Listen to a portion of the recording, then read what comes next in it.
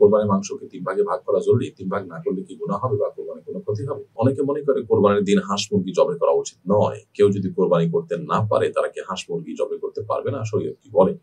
ঋণ করে কোরবানি দেওয়া যাবে কিনা? কোরবানির পশু জবাইকারী ব্যক্তিকে যদি তার পারিশ্রমিক দেওয়া না হয় তাহলে কোরবানি নিষিদ্ধ হবে কিনা? ফয়জুল্লাহ লিখেছেন, কোরবানি করার সময় কি যাদের পক্ষ থেকে কোরবানি করা হয় তাদের নাম উচ্চারণ করা বাধ্যতামূলক নাকি মনোনীত করাই যথেষ্ট?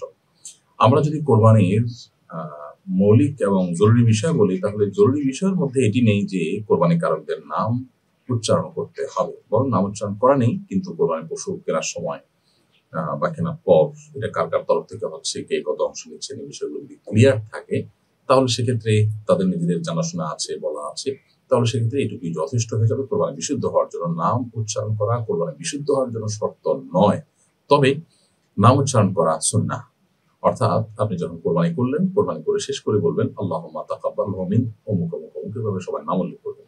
আর যদি একা নিজের পক্ষ থেকে হয় তাহলে বলবেন আল্লাহুম্মা তাকাব্বালহু মিন্নি, আল্লাহ এটা আমার পক্ষ থেকে আপনি কবুল করেন, কামা তাকাব্বালতা মিন খালিলিকা ইব্রাহিম ওয়া হাবিবিকা মুহাম্মদ সাল্লাল্লাহু আলাইহি ওয়াসাল্লাম, যেমন আপনি কোরবানি কবুল করেছিলেন আপনার খলিল ইব্রাহিম আলাইহিস সালামেরটা, আপনার হাবিব মুহাম্মদ সাল্লাল্লাহু আলাইহি ওয়াসাল্লামের ঠিক একইভাবে আমার কোরবানি কবুল করুন। এভাবে বলা সুন্নাহ, বাংলা কেউ বলতে পারেন, তবে হাদিসের যে টেক্সট আছে হুবহু সেটা বলতে পারলে অধিকতর উত্তম। আর যদি এটা মুখে উচ্চারণ করা নাও হয় তারপরে ইনশাআল্লাহ কোরবানি হয়ে যাবে, তবে উচ্চারণ করা উত্তম। তবে সেটা কোরবানি করার পর, পশু জবাই করার পর।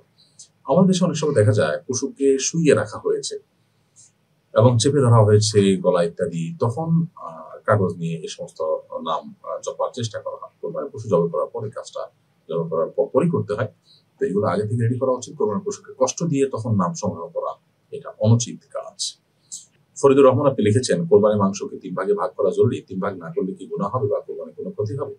কোরবানি গোশত 3 ভাগে ভাগ করা জরুরি নয়। আমরা অনেকেই কোরবানি গোশতকে 3 ভাগে ভাগ করা আবশ্যক মনে করি, অথচ এটি আবশ্যক নয়। আল্লাহ সুবহানাহু ওয়া তাআলা কোরআনে কারীমে আমাদেরকে বলেছেন ফাকুলু মিনহা ওয়া আত'ইমুল কানিআ ওয়াল মু'তাররা, কোরবানি গোশত আমরা নিজেরা খাবো এবং ওদের আত্মীয়স্বজন, পরিচিত বন্ধুদের মধ্যে শেয়ার করব এবং গরিব অভাবী মানুষ যারা আছেন তাদের মধ্যে আমরা শেয়ার করব। কিছু মানুষ আছে যারা চাইতে পারে না, তাদেরকে দিব, যারা চায় তাদেরকে দিব, সব ধরনের মানুষকে দিব। তো এইভাবে কয় ভাগে ভাগ করা, 3 ভাগে ভাগ করা এটা মুস্তাহাব।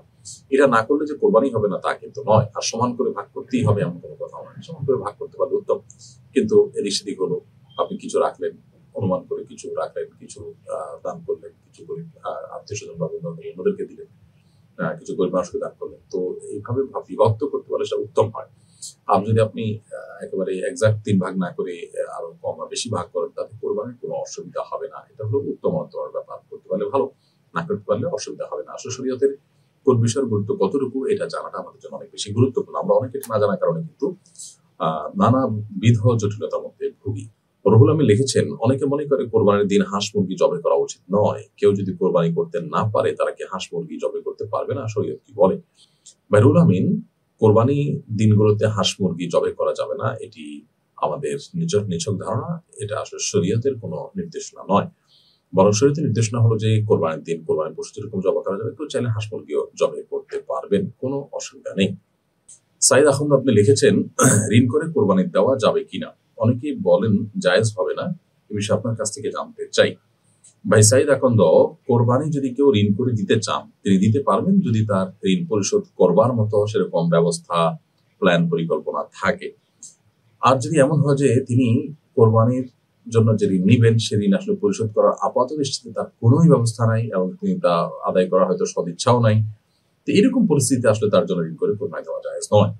কারণ ঋণ পরিশোধ করার গুরুত্ব ইসলামী শরীয়তে অপরিসীম। আপনি ঋণ পরিশোধ করার যথাযথ ব্যবস্থা নাই, এমন অবস্থা আপনি ঋণ করে কোরবানি করা কোনো অর্থ হতে পারে না। এই জন্য এই বিষয়ে আমাদের সর্বোচ্চ দায়িত্বশীল হতে হবে।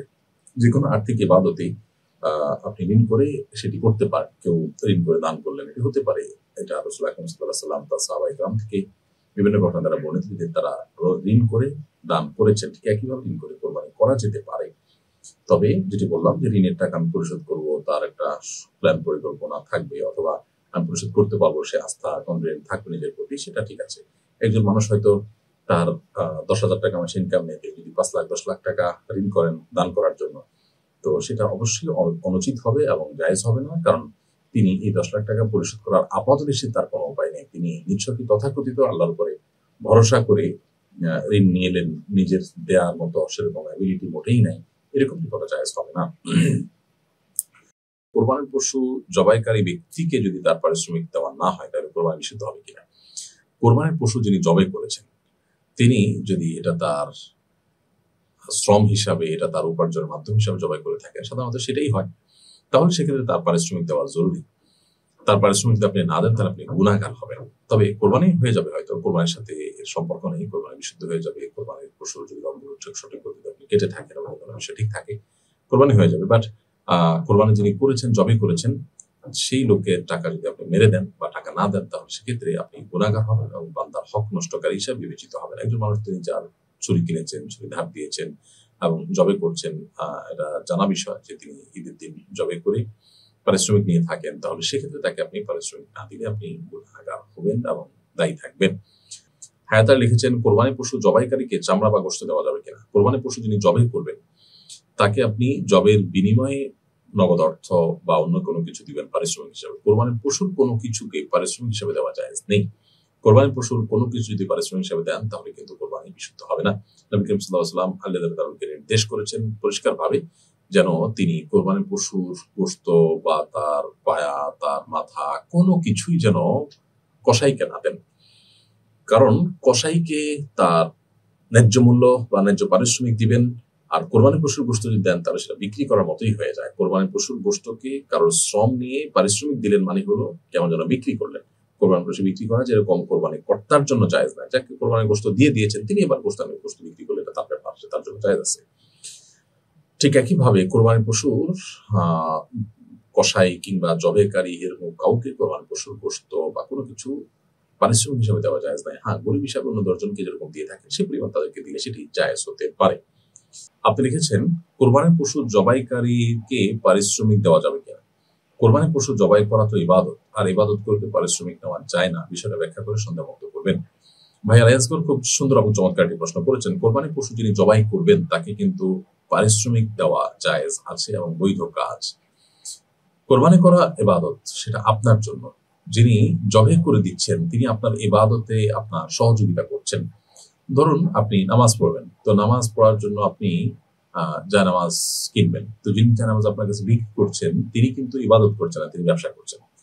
আপনি তার কাছ থেকে জায়নামাজ নিয়ে সালাত আদায় করবেন। এখন ইবাদতের কাজে কেনা বেচা করা, টাকা ব্যবসা করা যায় হবে না এরকম কিন্তু আপনি বলেন না। ঠিক একইভাবে আপনার পশু জবাই করাটা আপনার কর্তব্য। আপনার পশু আপনি জবাই করতে পারছেন না বা আপনার কারো সহায়তা নিচ্ছেন, তিনি করে দিচ্ছেন, তো তাকে আপনি অবশ্যই পারিশ্রমিক দিতে হবে। এখানে ব্যাপারটা এরকম না যে আপনার ইবাদতটা সে করে দিচ্ছে, আপনার টাকা, এখানে আর্থিক ইবাদত মূলত এটা আপনার টাকা আপনি ব্যয় করছেন, আপনি আপনারটা আপনি করছেন, তিনি শুধুমাত্র সেটা সম্পাদন করে দিচ্ছেন, সেটা বাস্তবায়নটা করে দিচ্ছেন।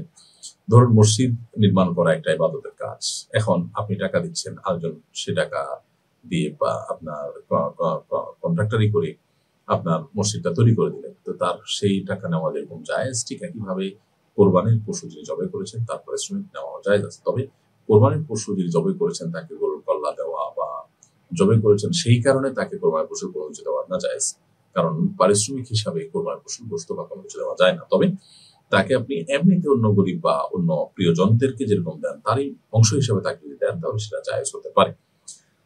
এরপর প্রশ্ন হলো যে নিজের কোরবানি নিজে করা উত্তম। আমি জানতে চাই সুন্নত তরিকায় কিভাবে নিজের কোরবানি নিজে করতে পারি। কোরবানি করার নিয়ম কি এটা আমরা অনেকে জানি না, এবং না জানার কারণে আমাদের মধ্যে কোরবানি করতে এক ধরনের হেজিটেশন ফিল করি আমরা। মূলত কোরবানি করা খুব সহজ একটি কাজ, এটি জটিল কোনো কাজ নয়, এবং নিজের কোরবানি নিজে হাতে করা উত্তম। বিশেষ করে একটা পশু আপনি দীর্ঘদিন লালন পালন করেছেন কিংবা কিনে এনে সেটাকে আদর যত্ন করে আপনি লালন পালন করেছেন 2-4 দিন 5 দিন যেটাই হোক, এরপরে পশু জবাই করতে আপনার মধ্যে একটু হলেও কষ্ট লাগার কাজ করবে। এখান থেকে আমরা শিক্ষা গ্রহণ করব যে কোরবানি আসলে আমাদেরকে ত্যাগের শিক্ষা দেয় এবং স্যাক্রিফাইসের শিক্ষা দেয়। আল্লাহর নির্দেশ পালনার্থে আমার প্রিয় জিনিসকেও ত্যাগ করতে আমরা শিখবো, সেই জিনিসটা কোরবানি আমাদেরকে শেখায়। তো এই জন্য নিজে হাতে কোরবানি করা উত্তম। নিজে হাতে কোরবানি করার ক্ষেত্রে আমরা যে হেজিটেশনে ভুগি সেটির মূল কারণ হলো যে কিভাবে কোরবানি করলে শুদ্ধ হয় অশুদ্ধ হয়, এ নিয়ে আমাদের এক ধরনের ভয় আছে। এই ভয়টা দূর করে দিতে চাই আমরা।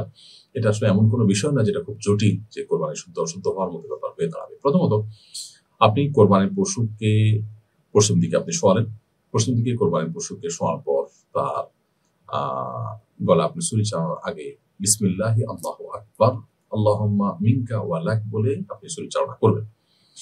কোন বর্ণনায় আল্লাহুম্মা ইন্নী ওয়াজ্জাহতু ওয়াজহিয়া লিল্লাযী ফাতারাস সামাওয়াতি ওয়াল আরদা হানিফা ওয়া মা আনা মিনাল মুশরিকিন। এই দোয়া পড়ার কথা বর্ণিত হয়েছে, যদিও সেই হাদিসের সনদ নিয়ে কিছুটা আপত্তিজনক হাদিসগণ। তাহলে যা না বললেই নয়, তাহলে বিসমিল্লাহ আল্লাহু আকবার, বিসমিল্লাহ আল্লাহু আকবার বলে আপনি ছুরি চালনা করবেন। এবং পশুর যে খাদ্যনালী এবং শ্বাসনালী আছে, মোটা মোটা ২টা নালী, এগুলো যেন কাটা যায়, এবং ২ পাশে ২টা সরু বা চিকন নালী আছে, সেগুলো যেন কাটা যায়। তাহলে এই নালীগুলো কাটা গেলেই আপনার কোরবানি বিশুদ্ধ হয়ে গেল।